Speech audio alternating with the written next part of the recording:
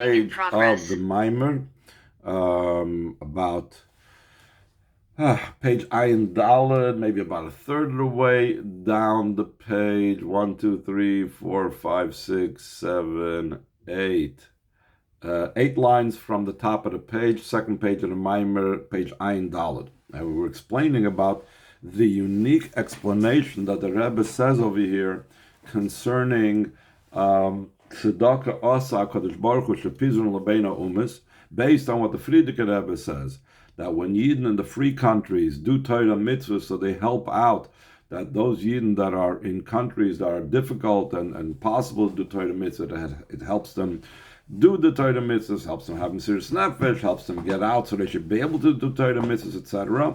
So the Rebbe extends that and expands that is also pshat concerning a person in a free country, that he is having difficulty, he is considered a shavui beruchnis, he is in captivity by Yetzer Hara beruchnis, and he has problems with his Torah mitzvahs. So another Yid that is not shavui in that matter, another Yid that is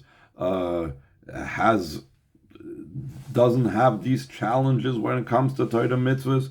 So when he does those mitzvahs, so he helps the other Yid come out of his imprisonment. He does a spiritual idea of Pidyon Shvuyim.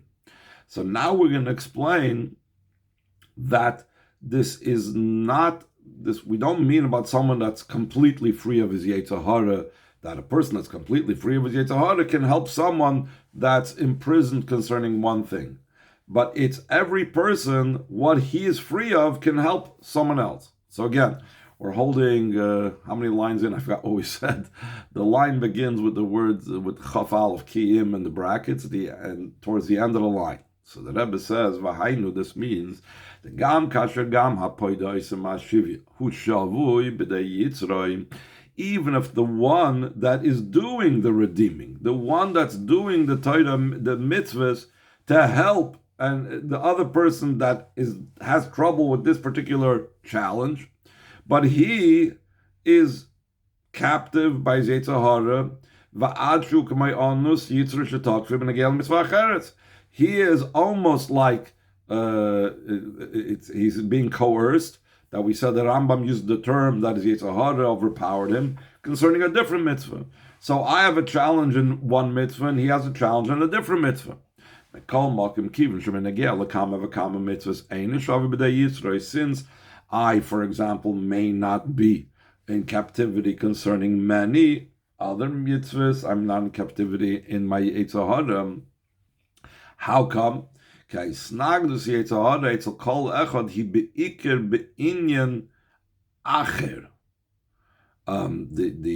opposition of the Yetzer Hara is by each one, it's something else. The Rebbe is going to explain soon the logic behind this, but there's a story that, or a vort that emphasizes this idea that the Mittler Rebbe said that when two Yidden come together and they speak in matters of Avodas Hashem, so then it's two Nefesh Elokis and one Nefesh Bahamis. So the question is that the Rabbeim explain, Chassidim explain, why is it two Nefesh Elokis and two Nefesh Bahamis? Either it's two Nefesh Elokis and two Nefesh Bahamis, or two Nefesh Elokis, one Nefesh Elokis and one Nefesh Bahamis. What's the two Nefesh Elokis and one Nefesh Bahamis? So he said every person's Nefesh Bahamis is different. What the problems that my Nefesh Bahamis is challenging me with is not the same problems that someone else's Nefesh Bahamis is challenging him with. But the Nefesh Elokis, everybody's on the same program. Nefesh Elokis, everybody wants to do the same. So you have double the force attacking a particular issue in Avodas Hashem. So the Rebbe says the same thing over here. I have a challenge in my thing, and someone else has a challenge in a different thing primarily. And the Rebbe gives an example that people are different in their challenges, just like eras, periods in Klal Yisrael are different in their challenges. That's what he's about to say in the brackets. Just like in every era and every time. Yesh avodim yuchedes hashayeches b'yisrael's manazeh. There is a specific avodah that is connected and specific to this time when the person needs to, when that generation needs to deal with it.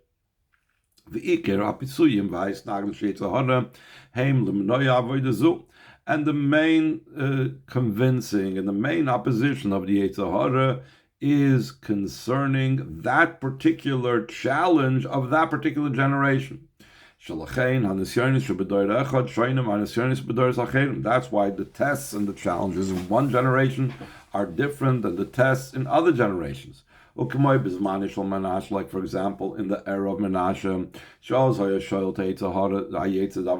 then the Yetzer Hara of idolatry was in ascendancy, as opposed to the generations following him, like we know the Chazal did, that wasn't such a strong Yetzer Hara of Avodah Zarah to the degree Alachs Kam V'Kam Alach Yetzer Hara of Avodah Zarah after the Sanhedrin got together and they shechted the Avodah Zarah, the Yetzer Hara of Avodah Zarah. So then that wasn't the challenge. Instead, they have other challenges.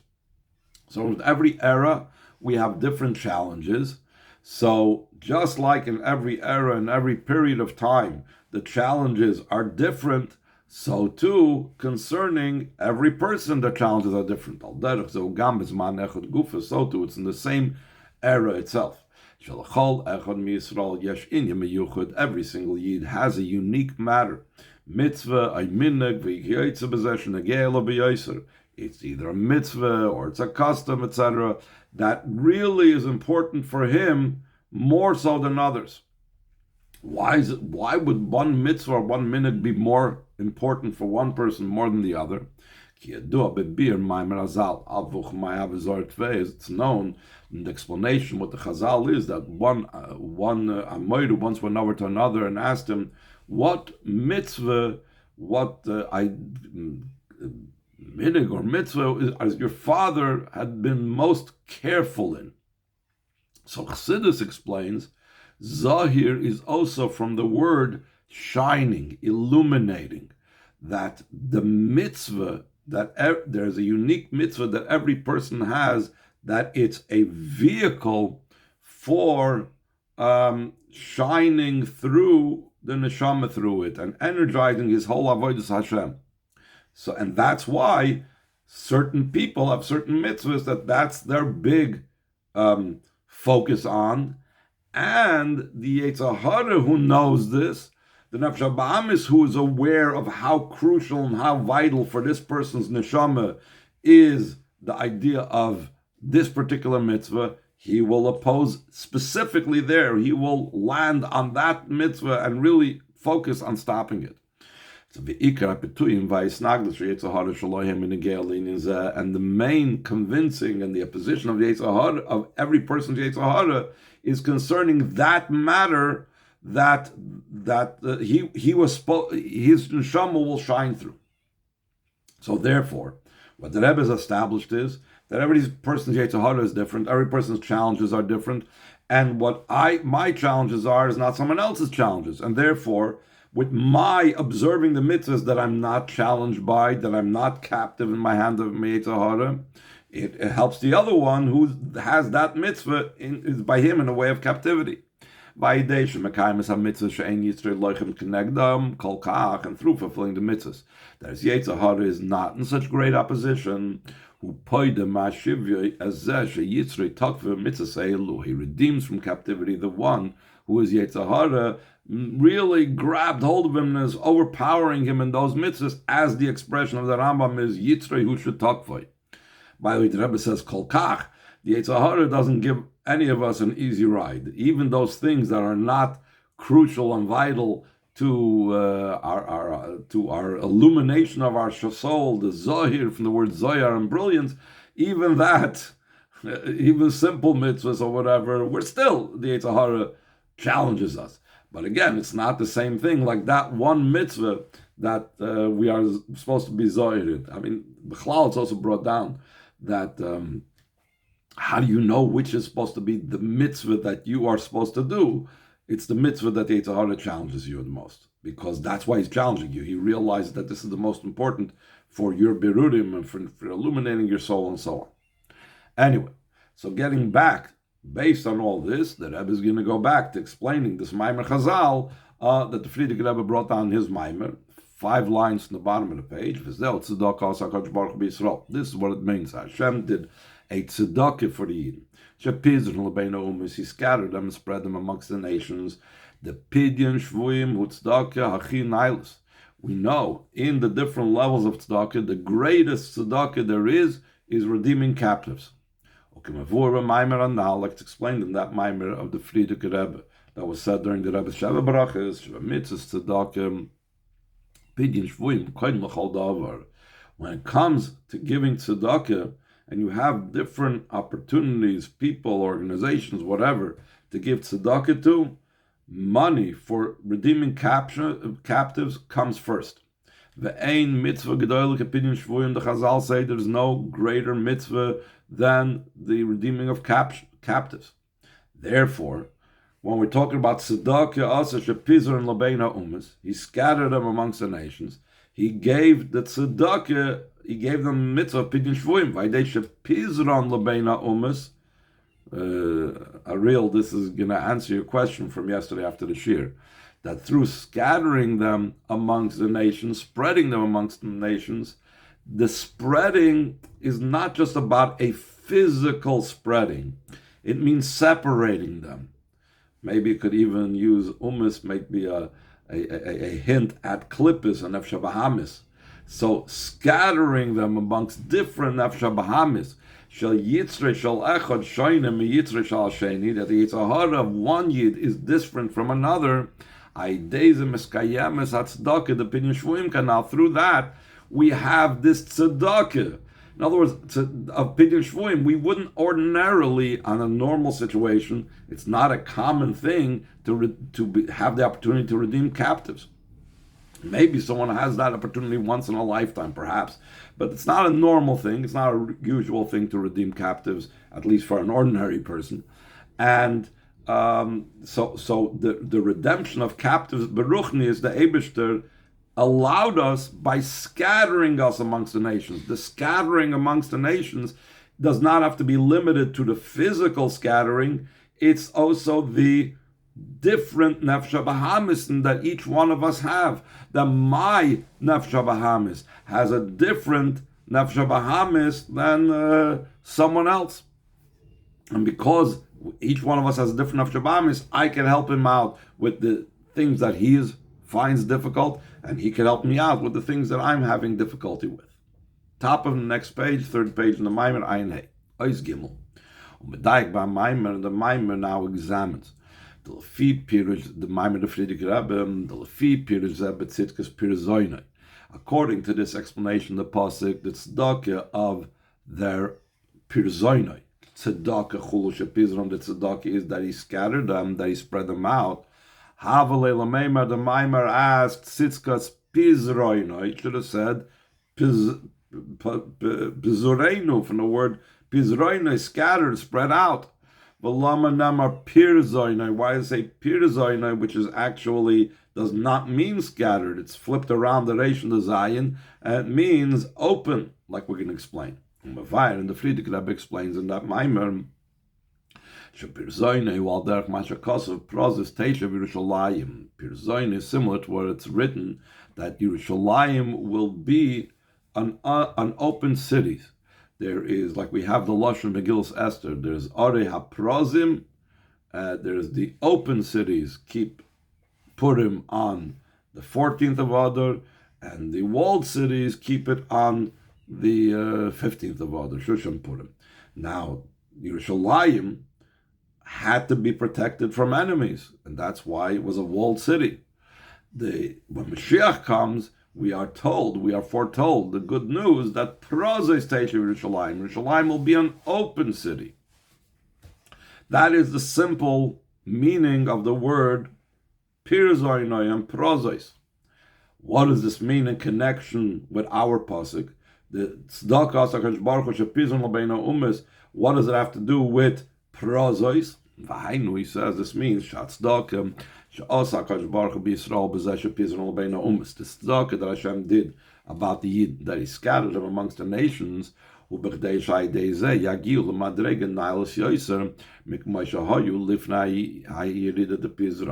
through that they should reach an even higher level than before their descent, that he scattered them. We're going to come to such a high level. The fact that we're scattered amongst the nations, we all have different Yetzaharas, that shows on a descent. That's going down into Golas. That's going down into the Nefesh Bahamis. That's Bechlal Olam Haza, the way it is now. That descent is going to be for a greater ascent. It's going to be to reach the stage of Mashiach's times, where Yerushalayim will be an open city with all the spiritual connotations, as the Maimer is going to explain. So he says, Nois Daled v'Yuvan Zem, this idea of the process Teish Yerushalayim, which is reached through the Yerida, will be understood. Al Pi Maimer Azal, according to what the Chazal say, Shekol Mashi Yesh Ba'olam Yesh Ba'adam, everything that's to be found in the world at large is to be found in miniature in the person. For example, there are forests in the world, so the opposite of Nosson says there is the hair on our head, that's like the forest in the world, etc. That's the reason why a person is called a miniature world, because he has within him all aspects of the world at large. That's why he's a miniature world. And by extension, every single person is obligated to say that for me, the world was created, because really we have every part of the world within us, and by extension, we will impact every part of the world. Move on from this understood by a person which atem kriyim adam, that you, Klal Yisrael, are called Adam. Yesh bechinas Yerushalayim, since there's every part of the world within the person, because it's a miniature world, so it's understood that one of the things that every Yid has, that every Adam, a Yid has, part of his miniature Olam, is he has, just like the Yerushalayim in the world at large, we have within us the Yerushalayim. Behind this means Shagam Bizman HaGolus, even at the time of exile, because of our sins, we were exiled from our land. We were distanced from upon our earth. The Rebbe says a very interesting thing. The emphasis on our earth. He emphasizes that, italicizes that word.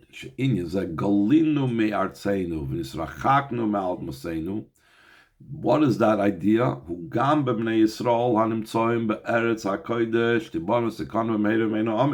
It's also to be found in those that Yidden that are living in the Holy Land, should be rebuilt speedily in our days. Amen. Perhaps the emphasis of Admoseinu is the association with the word Adam Adamin La'elyon, that we have like lost our dimyon to above. I'm not sure exactly what's the emphasis here on the word Admoseinu. Mekol Mokim in Yerushalayim Baruchni is hu nitzchi gam achshav. Even though we are in exile, the spiritual idea of Yerushalayim is to be found even now b'chol echad ve'echad Yisrael, in each and every Yid. Who the idea behind this is in Yedua, it's known Yerushalayim, Pirushay hu yira shalom. Yerushalayim means a complete yira, a full, it's a combination of two words. One person called it shalom, another person called it yira. It's combined, it's called yira shalom, perfect and complete awe and bittul of Hashem. Now the Rebbe says this is not just a spiritual Yerushalayim, but actually, this is the physical Yerushalayim as well, is incorporating that idea. This is also concerning the literal idea of the city of Yerushalayim, like it's brought down Toisvis in the name of the Medrash, Shem Yerushalayim, all Shem Shalom, Shekara Malchit Tzedek Melch Shalom. Yerushalayim is partially called Yerushalayim because Malchit Tzedek, the king of Shalom, called it Shalom. Val Shem Yira Shekara Avram, that came to Har HaMoriah, called Yerushalayim Yira. So we combine the two names, you get Yira Shalom. So we see that the physical Yerushalayim is a combination of the two, because it manifests the spiritual idea of Yerushalayim, Shu Shleimus HaYira, the perfect and complete awe and bittul of Hashem. That's the idea that the spiritual Yerushalayim is everlasting. Now also Bizman HaGolus, in the time of exile, because in each and every Yid, Gam Bizman HaGolus, also in the time of exile, Yesh Behel Malkaponim Shleimus HaYira Kedel Kamon. There is also, at least concealed, the perfect state of awe, as we will see as we go on in the Maimer. So the Rebbe goes on to explain, this will be understood by first prefacing the Binyan Yerushalayim Shleimus HaYira V'Avodas Ha'adam, concerning the Yerushalayim, which is the perfect and complete awe in the service of a person to Hashem. Shnei Pirushim, there are two explanations. In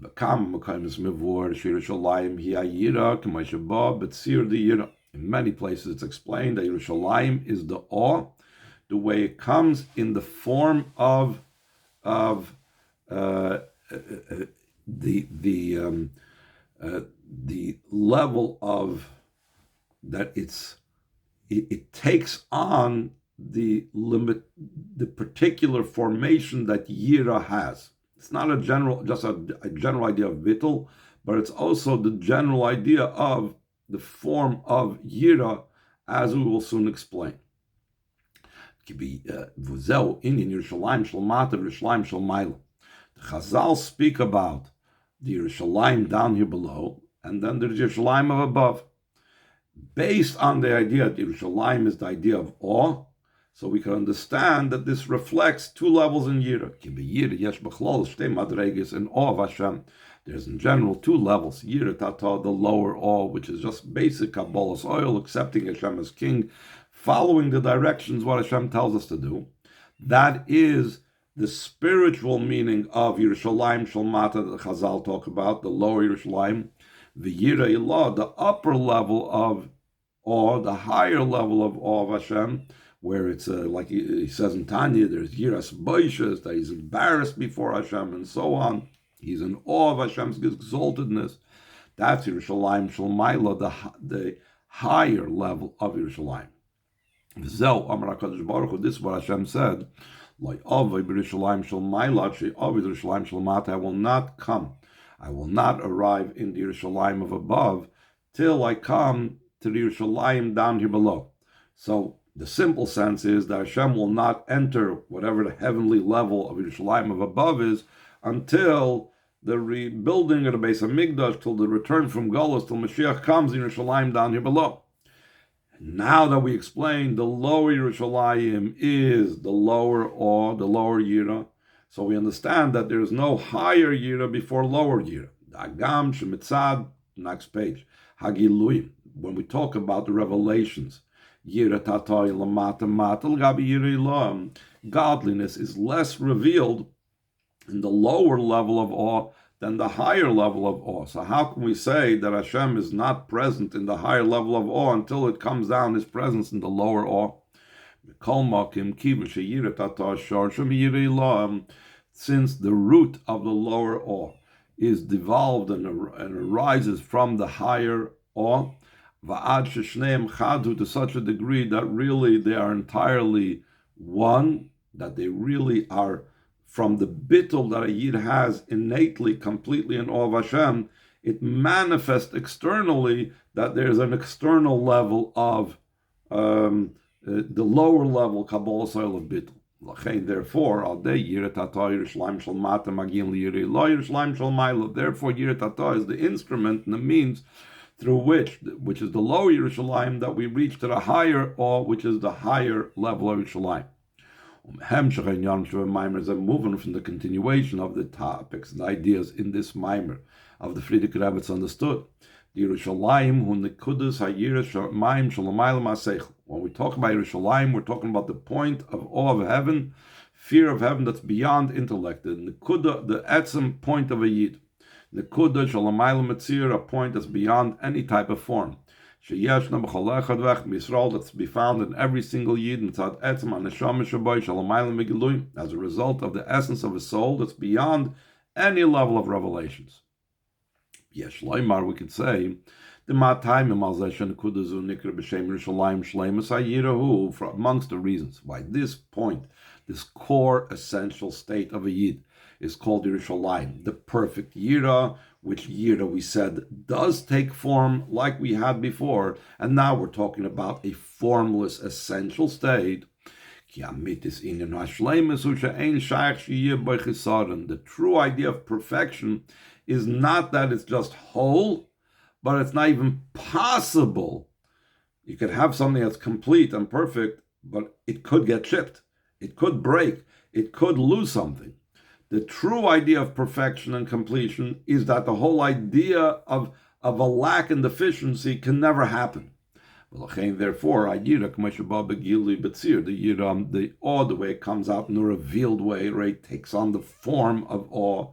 It's already not that essential, core, formless essence of awe. Since in the form of awe, it's possible to be a lack in it, so therefore it's not the true level of perfection. The true perfection is in the point of the awe of heaven that's beyond revelation. This point is to be found constantly in every single Yid. And as we will explain later, how that impacts my mitzvahs with fulfilling someone else's mitzvah, someone else fulfilling their mitzvahs, etc.